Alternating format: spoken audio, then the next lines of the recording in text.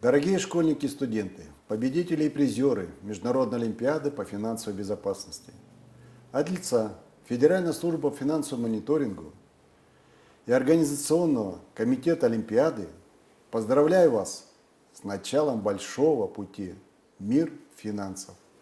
Я желаю вам не останавливаться на достигнутом, быть активными, покорять новые вершины и всегда стремиться к личностному и профессиональному росту.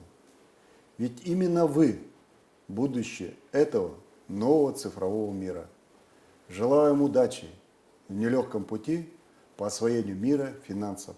А тем, кто из вас пожелает связать свою жизнь с противодействием незаконным финансовым операциям, добро пожаловать в мир финансовой разведки. Поздравляю победителей и призеров.